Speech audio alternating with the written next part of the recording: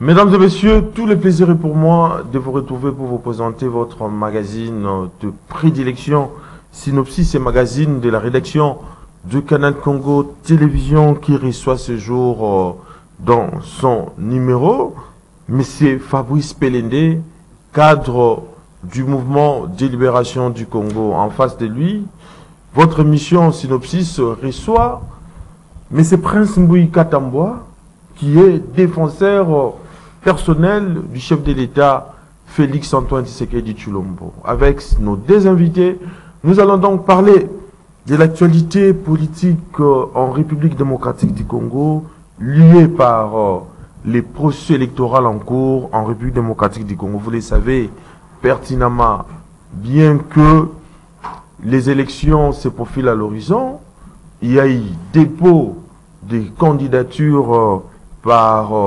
plusieurs candidats présidents de la République, mais c'est maintenant le moment de décortiquer l'un des candidats présidents de la République à travers l'explication ou la manière d'aborder leur profil, les profils de ces différents candidats présidents de la République. Et en deuxième lecture, nous allons parler également de la situation sécuritaire à l'est de la République démocratique du Congo, liée par la montée en puissance de Wazalendo, cette force dite d'autodéfense qui a eu à réussir à déloger le M23 dans les territoires que eux ont occupés dans la partie est de la République démocratique du Congo. Voilà, c'est des sujets qui vont donc constituer l'ossature de cette émission Synopsis.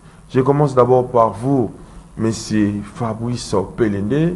Place à présent au profil des candidats présidents de la République aux élections qui se profilent à l'horizon en République démocratique du Congo, avec leur projet de société. Est-ce que ces candidats vont-ils mieux gérer une fois arrivés à la tête de la République démocratique du Congo? Fabrice Pelende, comment interprétez-vous ces différents candidats qui ont déposé leur candidature?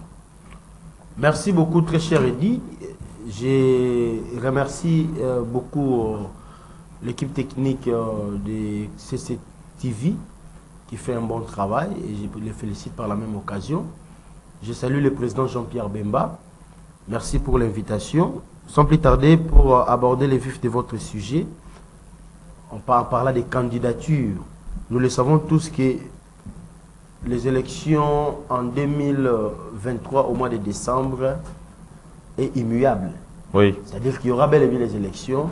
Au regard des éléments relatifs à la conformité institutionnelle, c'est-à-dire le processus électoral à travers la CENI, tout semble nous amener vers des élections crédibles et apaisées, et surtout ce que nous attendons le plus inclusif, et surtout qu'il y aura des élections à la base.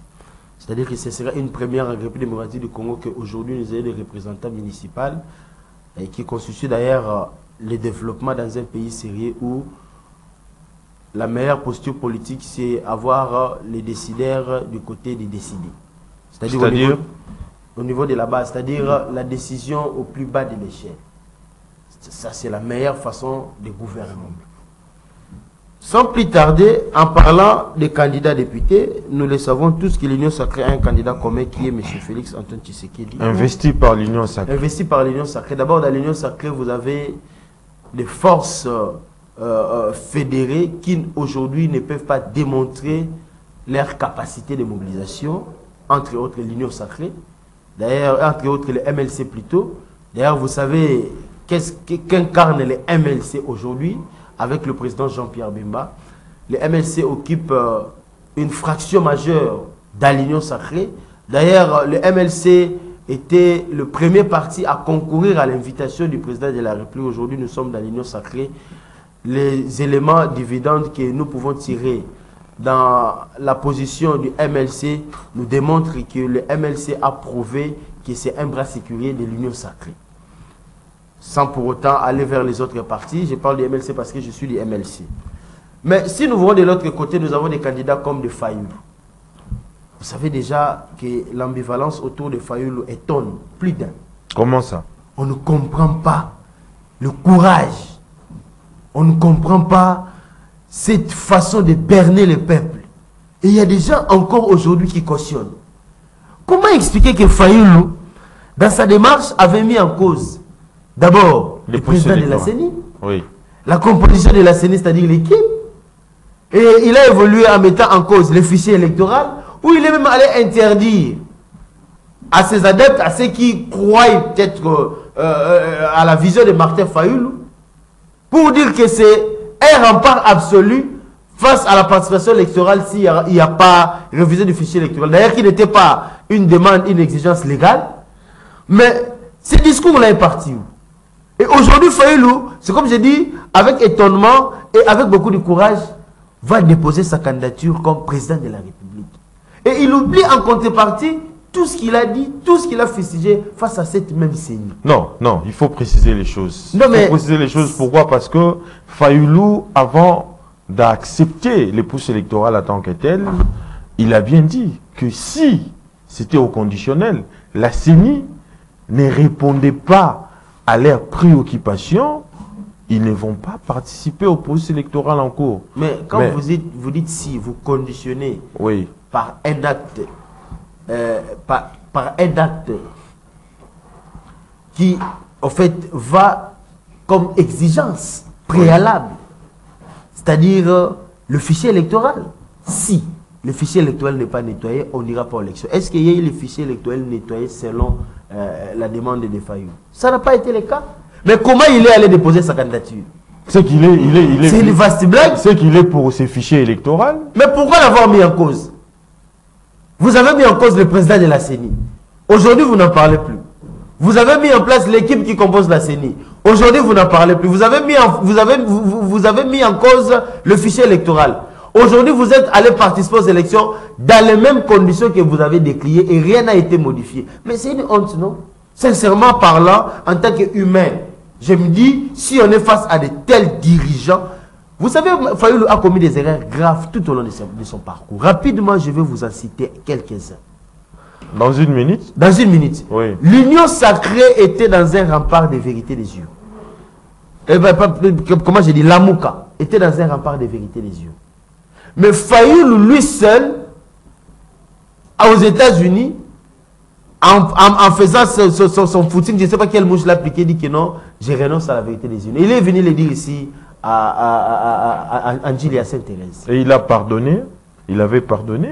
C'est-à-dire qu'à ce moment-là, il met en cause sa propre position en prétendant qu'il était élu. Je ne sais pas si vous comprenez. Sans consulter ses pairs. Fayoulou va s'associer avec Théodore Ngoï pour destituer Félix pour que També Mama devienne président. Les mêmes ennemis que nous avons combattus hier. C'est-à-dire il y a trop de greffes contre Fayoulou. Donc il est Fayoulou aujourd'hui, s'il est sérieux, il doit savoir que il est dans un suicide politique. Sur le plan matériel, on ne pourrait jamais comprendre comment une personne qui voudra devenir président ira dans ces concours sans qu'il y ait des représentants à la base. Très bien. C'est très difficile. Comment il va battre campagne? Il n'a pas de députés.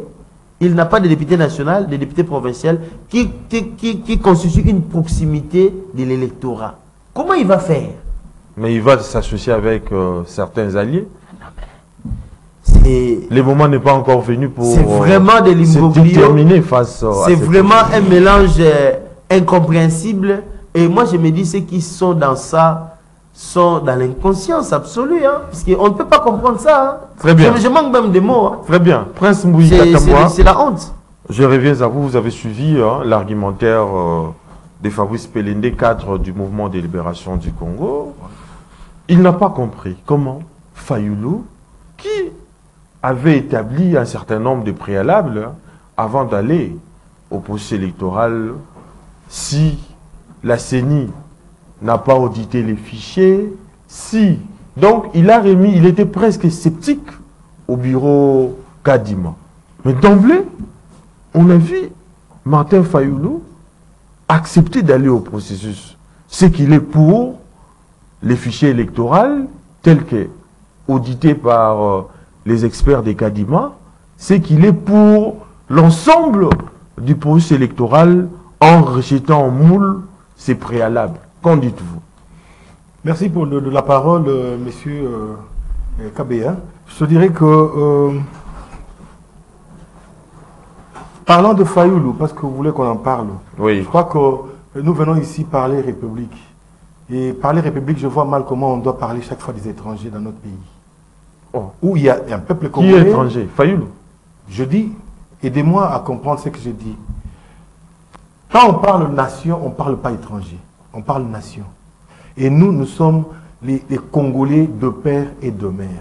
Nous ne pouvons pas nous mettre dans des plateaux comme ça de télévision pour parler des gens qui sont venus à un certain âge au Congo et qui n'ont pas de suite de famille. Vous ne connaissez ni la tante de Fayoulou, ni son père, ni sa mère, et encore moins ses frères. Vous ne savez pas où est-ce qu'il faut leur matanga. Vous ne savez pas des réunions de famille, ça se passe où. Qui sont leurs collègues d'école primaire et secondaire et tout ça. Messieurs, nous devons arrêter avec cette blague-là. Ça a pris beaucoup de temps et on doit arrêter. Parlons des valeurs. Et Fayoulou, parce que vous voulez qu'on en parle, c'est classé parmi les antivaleurs dans notre pays. Et dans un pays sérieux, je vois mal comment on peut accepter le fisc et la moindre démarche, laisser Fayoulou jusqu'à aller déposer sa candidature dans un pays sérieux. Mais il est libre. Nous sommes dans un pays démocratique. Oui, démocratique. Surtout que la CENI insiste sur l'inclusivité de ces processus électoraux. Quand on parle de démocratie, on ne parle pas de désordre. Il y a des normes. Il y a des lois qu'il faut suivre. C'est ça un pays démocratique, un pays de droit. Mais quand on voit quelqu'un qui fait de vote face à tout moment, quand on voit un nez politique, je dis bien nez politique, c'est quelqu'un qui est né, qui ne grandira jamais en politique. Et quelqu'un qui a toujours vocation d'être trouble-fête partout où il est. Il est avec ceci, et puis, paf, il tourne le dos, il récupère la bande, il va se vanter comme si c'est lui qui était le créateur. Nous avons connu autant de volte-face de Fayoulou depuis qu'il est là. Il n'a jamais été stable. Il a toujours été versatile. Et c'est quelqu'un qui doute de lui-même. Il n'est même pas sûr de lui. Comment ça? Parce qu'il n'a même pas de cohérence. C'est un incohérent total. Quelqu'un, un homme politique, qui vous prend une position tout de suite, il ne sait pas la défendre, et 30 minutes après, il se retourne contre cette position-là, vous trouvez que c'est un politicien. Prenez le Fayoulou, mettez au sommet de l'État, ou alors à l'armée. Il va vous donner un ordre à la minute qui suit, il dit avancez les troupes, frappez. 30 minutes après, il va... Voilà. Donc c'est quelqu'un qui ne peut même pas diriger, parce qu'il ne sait même pas diriger son parti. Vous voyez les gens, les Ados Ndombas et tout ça, ils sont sautés par des fenêtres. On leur disait ça depuis. Il y avait des têtes des intellectuels derrière lui. Et le professeur, comment il s'appelle encore, le vieux ici, porté disparu. Vous ne le voyez plus en train de... Mathieu Kalele. Kalele. C'est une éminence, c'est une tête, c'est une intelligence dans ce pays. Mais il a refusé de raisonner en étant derrière ces farfelus de Fayoulou. Donc laissez-moi vous dire que ce sont des gens qui sont venus et l'heure aujourd'hui est tellement avancée qu'on ne va plus tolérer les bêtises du genre... parce qu'il est venu. Il vous dit, voilà, Kadima, il est à la solde de Tshisekedi et la justice également et tout. Il a posé ses préalables, d'ailleurs, ce n'était pas des préalables, c'était des conditions. Donc, au cas où on ne satisfait pas à ça, lui ne va pas prendre part. Bon, il se prenait pour un homme au-delà de la République, il se prenait plus que la République. Mais voilà qu'on s'est passé de lui. On n'a répondu à aucune de ses exigences. Mais moi, je ne comprends pas pourquoi il va sauter encore vite. Pendant qu'il a empêché aux siens de briguer même, je ne sais pas quel égoïsme, mais il n'y a même pas... Attendez, mais vous voulez des dictateurs comme ça? Il a un parti, il ne sait même pas consulter son parti avant de prendre une décision de telle envergure. Il saute directement sur les médias, il dit n'importe quoi, et derrière lui, c'est des départs en cascade, et quelqu'un comme ça, vous allez penser qu'il va diriger une grande république qui est ma nation, la RDC. Je crois qu'on peut passer... Vraiment, il faut faire... Le peuple congolais, il faut que nous fassions un effort pour nous dépasser un peu des antivaleurs ici, de les oublier. C'est comme autrefois, il y avait n'importe quoi ici avec le FCC. Il y avait les professeurs X, professeurs Y, machin. Aujourd'hui, ils sont dans la poubelle de l'oubli. Et les gens comme les Fayoul et tout ça, c'est à classer là-bas. Donc, on doit parler Congo en tout cas. Très bien. Et je vais encore, il y a encore oui. d'autres. Vous parlez de Denis Mukwege. Denis Mukwege. Denis Mukwege. Mais avant de parler de toutes ces antivaleurs, laissez-moi parler de mon chef. Laissez-moi parler de Félix Antoine Tshisekedi. Laissez-moi parler du sauveur de la nation. Laissez-moi parler de l'homme, le providentiel. Non, il s'agit ici de décortiquer les profils des justement, des parce qu'il est aussi candidat. Donc, je commence par lui, parce ouais. que, à tout seigneur, vous m'avez amené dans des histoires anti-valeurs. Je parle de Félix Antoine Tshisekedi, qui aujourd'hui, pour qui je suis fier, je vois la main de Dieu sur lui, sur qui je vois l'onction de Dieu pour sauver ces pays. Et je ne suis pas le seul. Vous savez, votre général ici qui fait trop de bruit là, vous appelez même général, comment il s'appelle encore ces messieurs de techniciens, de réparateurs de radio et télévision. Oui. Au lieu d'aller au Koweït là-bas réparer les télévisions de radio, nous il vient faire de bruit ici, pendant que c'est John Numbi, n'a jamais été caporal, n'a jamais été capitaine, n'a jamais été, il n'a pas de collègue, il n'a pas de massoua comme tout le bateau nanga. Bazate, les gens qui ont été avec lui pendant qu'il gravissait, non, on l'a ramassé de quelque part. Il n'a pas suivi des cursus normaux.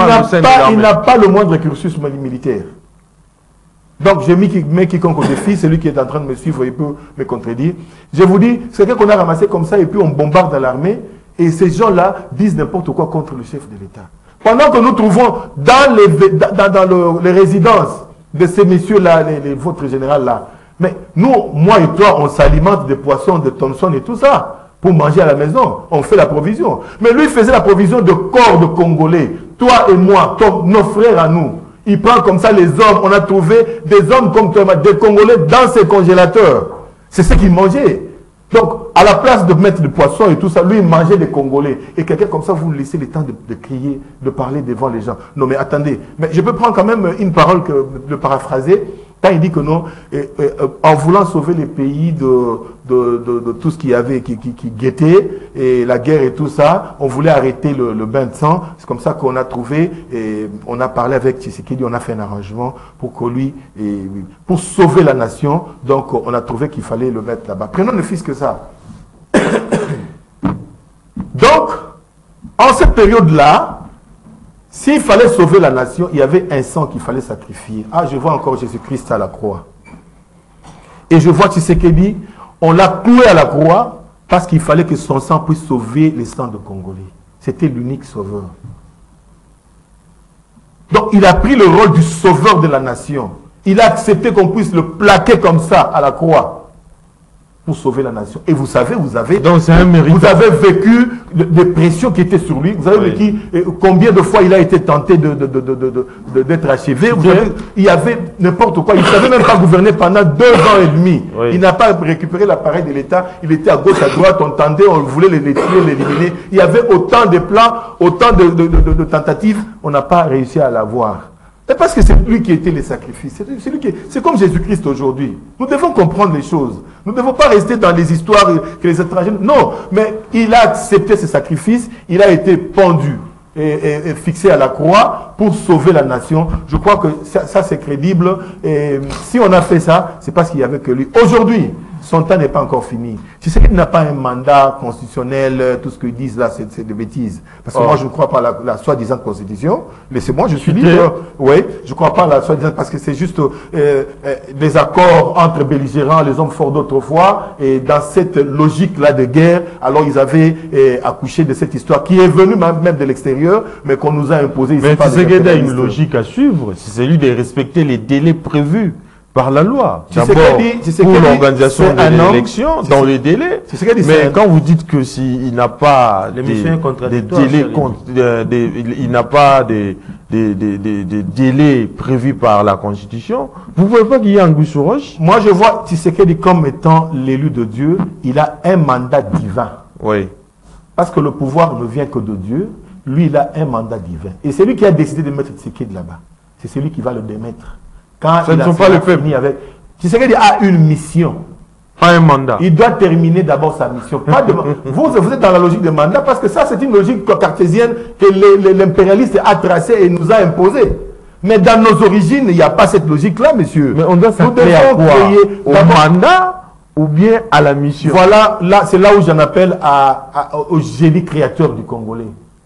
au génie congolais, parce que nous avons des têtes, nous devons réfléchir, quel est le modèle de notre développement, qu'est-ce que nous voulons, qu'est-ce que nous avons et qu'est-ce qui nous manque. C'est de ça qu'on va définir la Constitution, n'est-ce pas? Mais la Constitution ne s'impose pas d'ailleurs de l'extérieur, on vient vous imposer quelque chose qui ne répond pas à vos aspirations, ni à vos coutumes, ni à vos mentalités, comme on nous amène ici les gays et tout ça, ce n'est pas dans nos mentalités. Hein? Vous voyez un peu? Donc on devait quand même... changer les choses et puis mettre en place le génie créateur congolais. C'est là où je dis. Oui. Donc, les élections, oui, parce que nous sommes dans la voie démocratique, on va danser et tout ça. Mais vous savez que ces élections-là sont précurseurs de beaucoup de dangers. Quand nous allons tout droit les élections, c'est un cycle comme ça que le blanc contrôle bien. Il nous laisse 5 ans et puis après, il nous crée des problèmes. Avant les élections, nous allons nous entretuer, nous allons nous marcher dessus et pendant les élections. Et pendant la campagne, après la campagne, c'est des dangers comme ça. Et puis, ils ont orchestré tout un complot. Très bien. Juste vis-à-vis de ces élections-là, ils sont en train de préparer tous ces candidats là-bas pour gonfler le nombre de mécontents. Alors, ils vont se prononcer contre les résultats de la CENI et puis créer des troubles. Très bien. Il faut comprendre ça. Fabrice Pelembe, je reviens à vous, puisqu'il s'agit ici de décortiquer les profils de candidats. Parlons un peu de Mukwege. Comment voyez-vous sa démarche visant à introduire l'homosexualité en République démocratique du Congo? Est-ce que cela est pour les us et coutumes ou cela doit être nécessairement banni? Avant d'entamer Mukwege, j'aimerais d'abord clore le chapitre Fayulu. Dans une minute. Dans une minute, Fayulu a perdu l'occasion d'être grand, oui, de maintenir sa dignité dans ce pays. Aujourd'hui, Fayulu est caractérisé par l'opprobre. C'est-à-dire, il est sans valeur politiquement. Il n'est pas méritant. Il est sans honneur. Il faut dire les choses clairement. Il n'y a pas d'honneur accordé à un monsieur comme Fayulu. En tout cas, tout Congolais avéré doit comprendre que ce monsieur incarne une certaine ambivalence politique. L'inconstance dont il a fait preuve nous renvoie à une personne qui mène une lutte sans comprendre le leitmotiv de sa propre personne. Denis Mukwege. Denis Mukwege. Vous savez, aujourd'hui, la Chine vend la nouvelle technologie. Il amène le développement en Afrique. Il concourt à une émancipation lucrative. La Russie aujourd'hui sécurise l'Afrique. La Russie aujourd'hui bannit l'injustice qui a toujours existé en Afrique. Mais entre-temps, qu'est-ce que les Occidentaux font? Ils vendent l'homosexualité en Afrique. Ils veulent nous inculquer des manières que nous n'avons jamais connues et nous ne connaîtrons jamais de par nos origines. Ils sont même allés dresser des moratoires pour bénéficier de certains avantages internationaux que certains États devaient accepter que le fait de l'homosexualité soit une normalité existentielle. Et ils ont trouvé la personne qui pouvait incarner à mieux cette matérialisation, surtout en République démocratique du Congo, dans la personne du docteur Mukwege. J'ai dit ici, le docteur Mukwege étant candidat à l'étranger vend le produit des Occidentaux, c'est-à-dire l'homosexualité. Moi, des fois, j'ai du mal à comprendre pourquoi il y a cet acharnement, cette insistance des Européens à nous faire accepter l'homosexualité comme une réalité consommable. Vraiment, je me dis, si ce n'est pas le satanisme, si ce n'est pas un élément caché vers la bête qui a été dit dans l'Apocalypse, mais je n'ai pas de mots pour les décrire. Pourquoi cette insistance? Même quand vous suivez aujourd'hui, même au niveau des médias étrangers, même dans des publicités, vous voyez des hommes s'embrasser. Vous ne voyez pas que par là, parce que vous parlez de la Bible, et ce sont les signes avant-coureurs du temps de la. Non, mais c'est pourquoi je dis, si on peut l'interpréter comme tel, on pourrait quand même se faire une idée. Sinon, dans la réalité que nous vivons tous les jours, on a du mal à comprendre cette insistance de nous faire avaler l'homosexualité. Nous connaissons que c'est contre nature. Même des animaux ne peuvent pas se livrer à des genres de pratiques. Mais ça devient des conditions de développement de certains États conditionnés par l'Occident. Il faut faire très attention. Mais puisque tel est le cas, il faut faire très attention. Mukwege mérite-t-il d'être élu comme président de la République démocratique du Congo? Mukwege n'a pas d'ancrage politique. Même si vous allez dans des petits villages ici, même la figure de Mukwege n'est pas connue. Voilà l'autre qui a encore perdu l'occasion de garder sa dignité. Mukwege, c'est un mascara de la communauté internationale, là où le mal sévit, à l'est du Congo, là où il y a des tueries.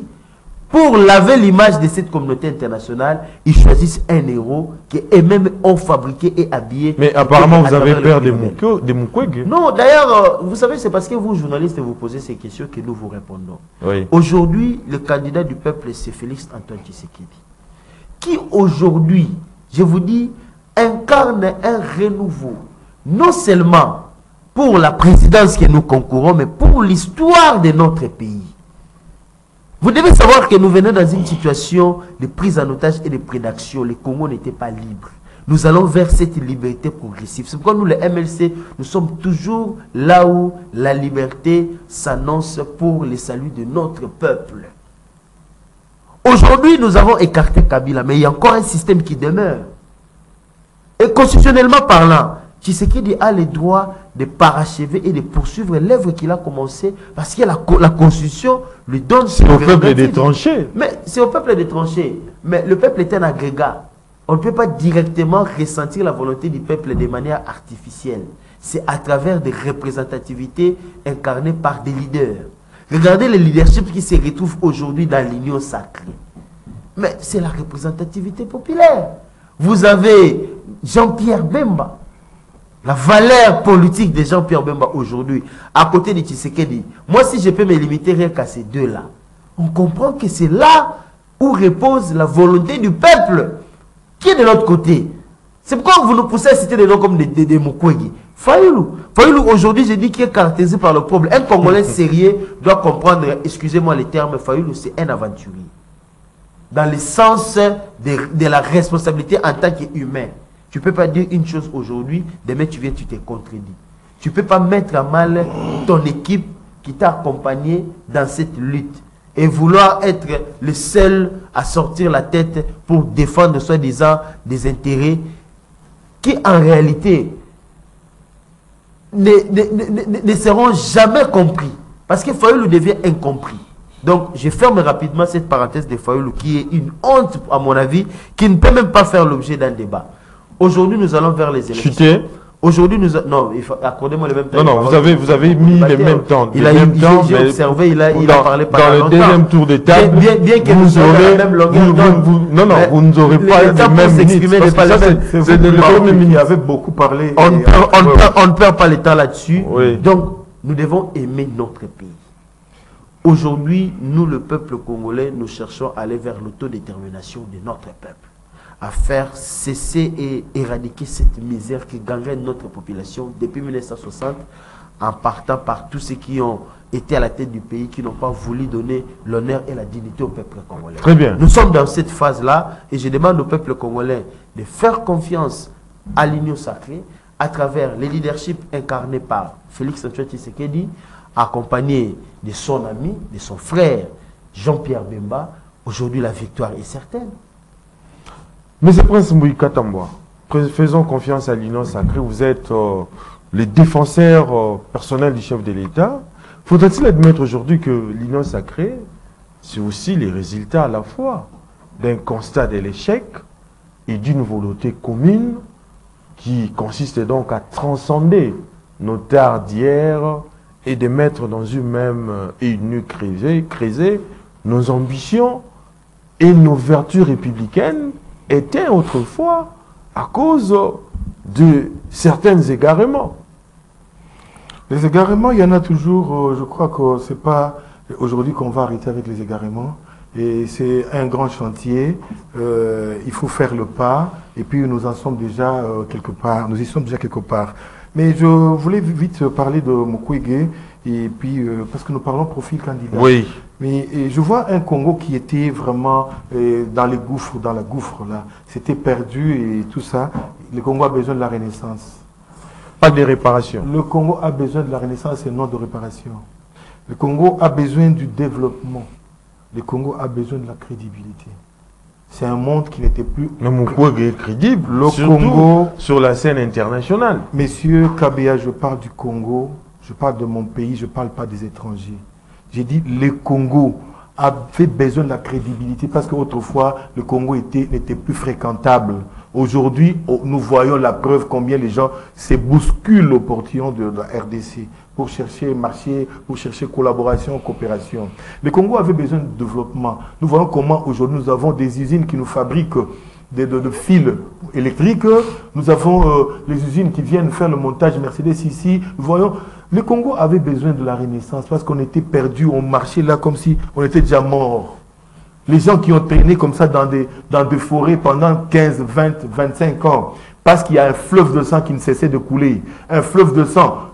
On tuait les Congolais. Nos compatriotes étaient éventrés. Nos mamans étaient violentées à gauche. Il y avait un fleuve de sang pendant plus de 25, 30 ans. Mais aujourd'hui, quand même, il y a une Et le Congo avait besoin de renaître. Il y a une remède. Cette force d'autodéfense. Justement, le Congo avait besoin de renaître. Et le Congo renaît de ses cendres. C'est aujourd'hui où le Congolais, nous sommes en train d'écrire notre histoire avec nos propres mains.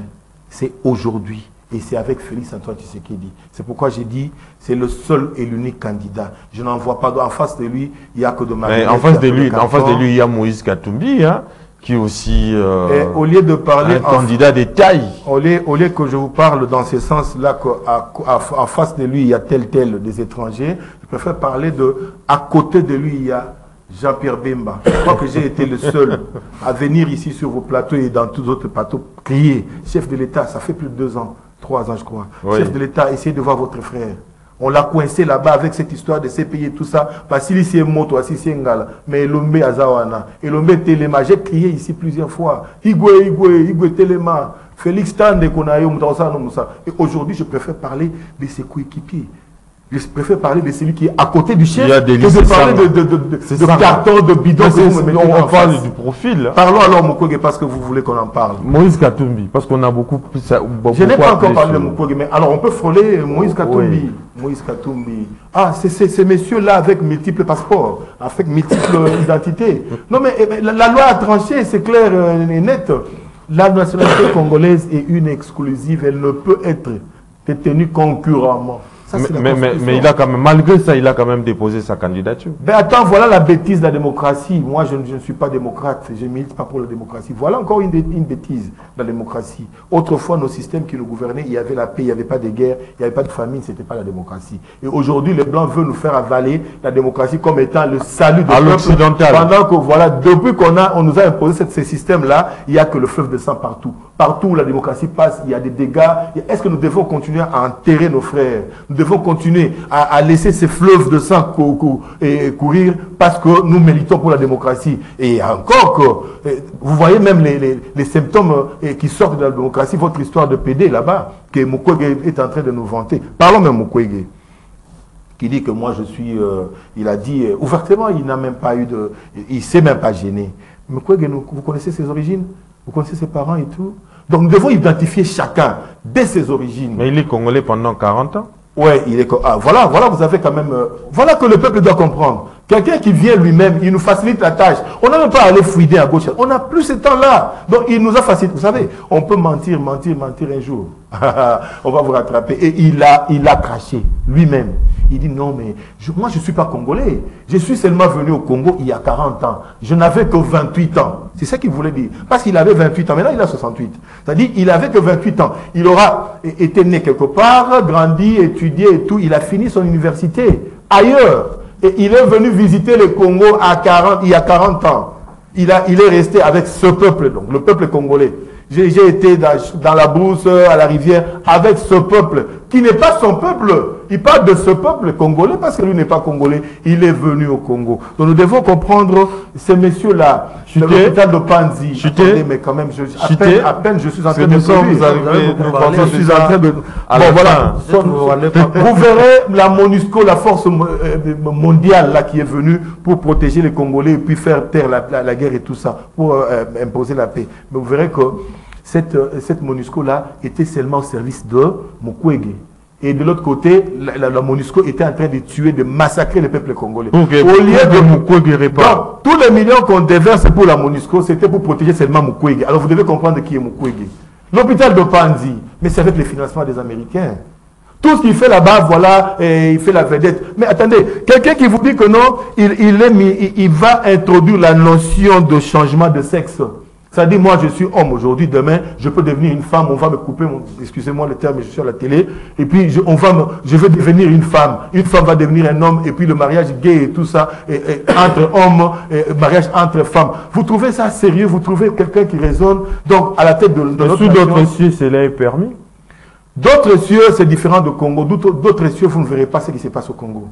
Ce sont deux réalités différentes en tout cas. Mais c'est quelqu'un qui est une marionnette. Mais vous avez opté pour la mondialisation, c'est tout à fait. Mais c'est Mukwege là, dans son avenue, sur son avenue, là où il loge, là où il est sécurisé par la MONUSCO, qui devait sécuriser le peuple congolais. Mais il y a des tueries, matin et soir, il y a un fleuve de sang qui coule là-bas. Il ne s'est jamais prononcé pour dire je suis pour la paix. Arrêtez ça. Et il n'a jamais nommé les commanditaires, il n'a jamais nommé Kagame, il n'a jamais parlé même contre les agresseurs. Il attend que les agresseurs puissent faire leur travail et lui après il va se pointer pour dire voilà, c'est le jeu de l'étranger. Donc ce sont les multinationales là-bas qui le financent, va faire semblant d'arranger ce que nous avons détruit. Maintenant que Félix Tshisekedi a arrêté cette histoire, vraiment il a les matchachas. Alors il sort pour dire voilà, je suis candidat. Et quel candidat? Denis Mukwege, pour nous imposer à nos garçons, à nos filles, le mariage. Mais c'est pour diminuer même la population. Oh, ils ont peur de la population congolaise parce que d'ici quelques années ici, les estimations, on va exploser. Alors le monde a tort de nous. Alors on ne veut plus qu'on puisse se multiplier. On veut qu'on puisse seulement adopter. Vous voyez l'Europe, la population est vieillissante. Vous voyez à gauche, à droite. Mais nous avons une population active. Alors on veut arrêter ça. Mais Dieu merci, le Sauveur est là. Félix Tshisekedi,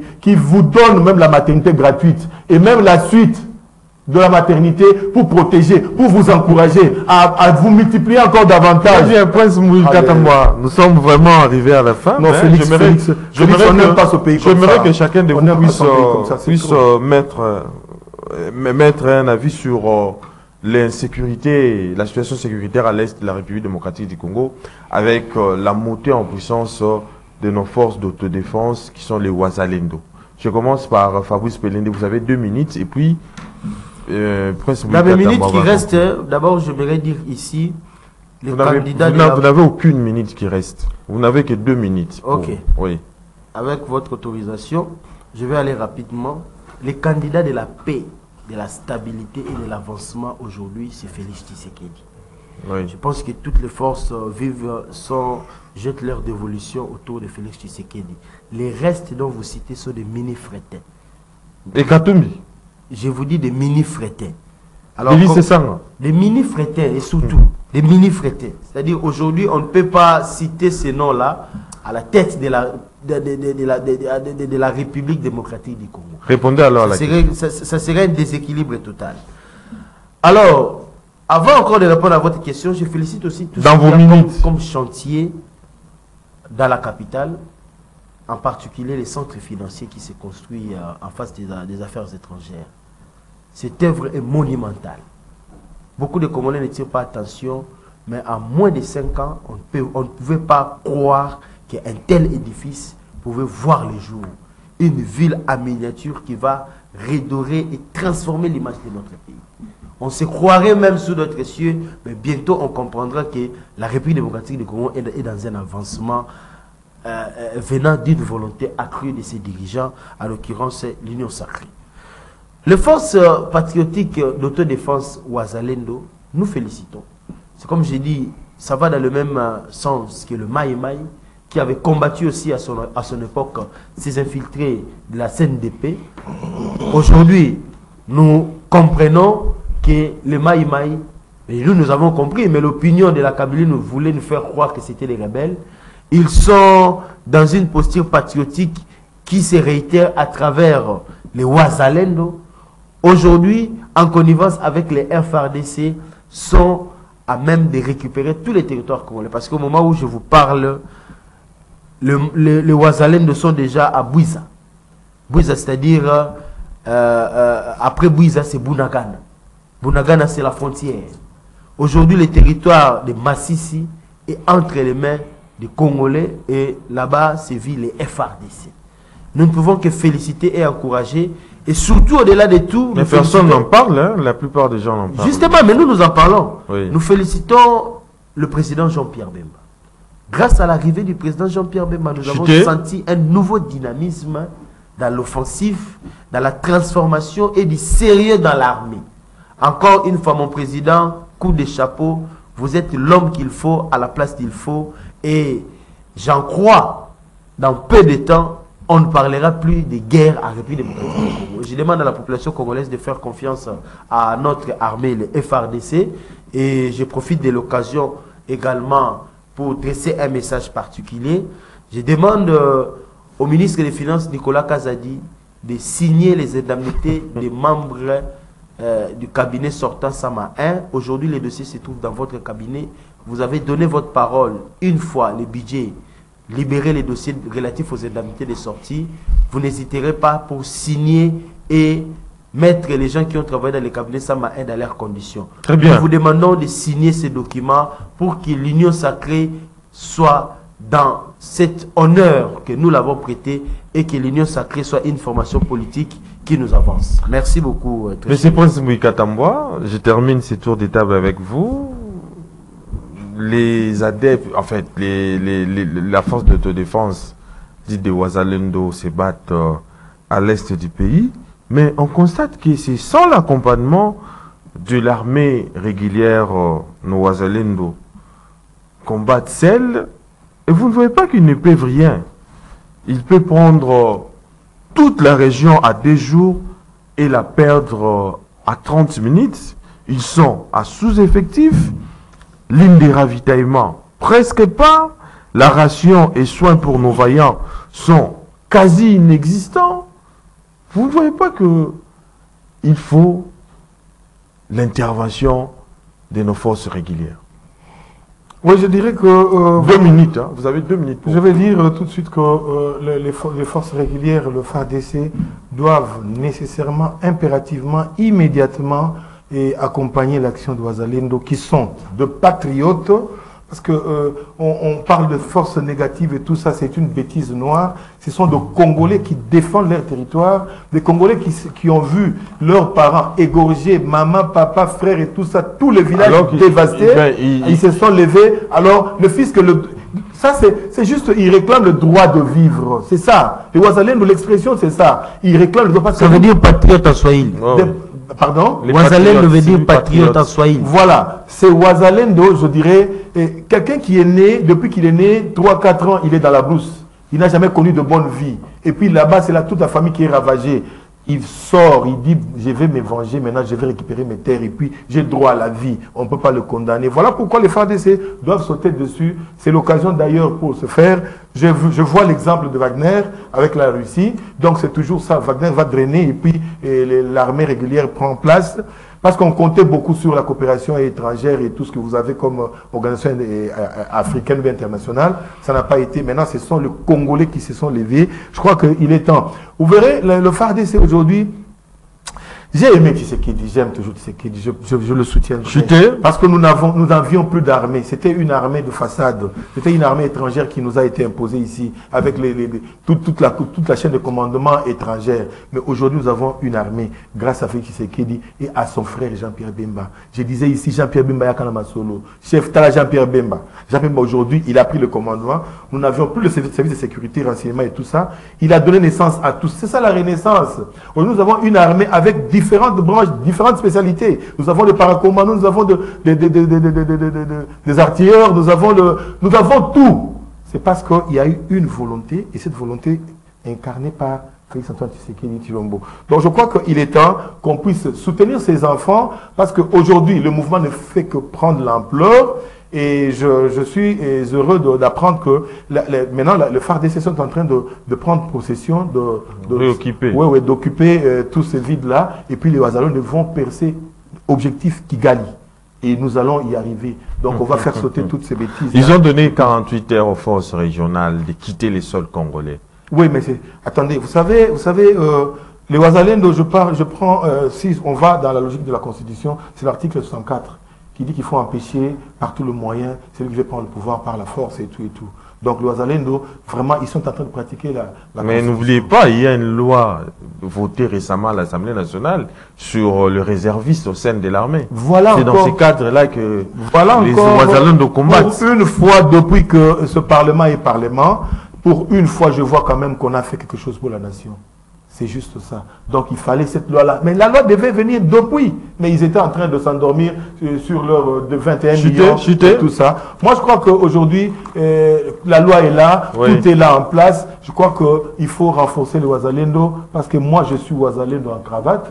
Wazalendo en costume, mais il y a mes frères Wazalendo qui sont dans la brousse, qui sont en train d'avancer et nous devons les épauler. Vous voyez les mamans, les jeunes filles, tout le monde, il fait la guerre parce que ça ne va plus. Ou bien on a droit à l'existence, ou bien on n'en a pas. Voilà pourquoi l'EAC doit vraiment faire ses valises et maintenant et tout de suite. Il n'y a pas à négocier. Ça peut peut-être avoir été peut-être une bonne foi de chef de l'État qui avait contacté cette voie-là. Mais moi, je crois qu'aujourd'hui, les jeux sont joués. Nous avions dit ça depuis longtemps que l'EAC devait partir. Et s'ils persistent, comme ils ont dit, ils insistent qu'ils vont rester comme la MONUSCO, alors nous avons les Wazalendo. Là, c'est calme, on va les balayer, ils vont partir. Très bien. Nous sommes arrivés à la fin. On se retrouve le vendredi prochain avec les autres invités. Mais d'ici là, portez-vous bien et bonne suite de programmes sur Canal Congo Télévision.